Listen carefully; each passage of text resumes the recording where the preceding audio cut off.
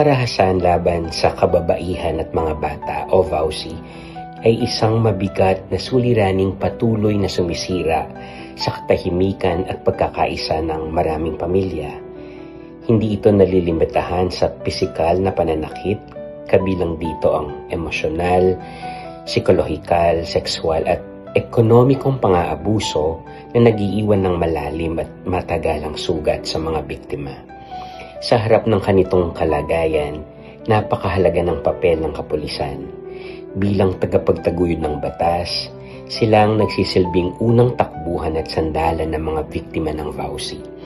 Sa pamamagitan ng Republic Act 9262 o Anti-VAUSI Law at ng Women and Children Protection Desk, higit na napakalakas ang pagbibigay proteksyon, hustisya at agarang tulong sa mga kababaihan at batang nakakaranas ng pang-aabuso. Higit sa pag-aaresto at investigasyon, inaasahan din sa kapulisan ng malasakit, empatya at pag-unawa.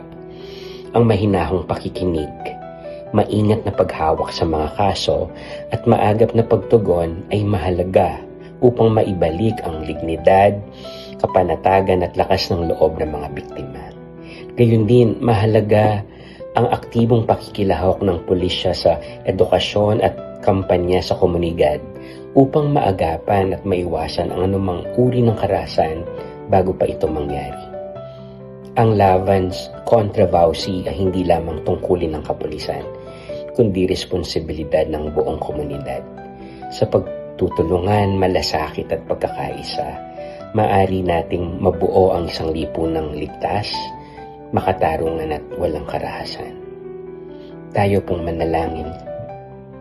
Panginoon, gabayan mo ang aming mga kapulisan upang sila ay maging makatarungan, mahabagin at matatag sa pagprotekta sa mga naapi. Ilingap mo ang iyong pagpapala sa mga biktima ng karahasan. Pagalingin mo ang kanilang mga sugat sa katawan man o sa damdamin. Naway mamayani ang pag-ibig, kapayapaan at paggalang sa bawat tahanan at komunidad. Amen.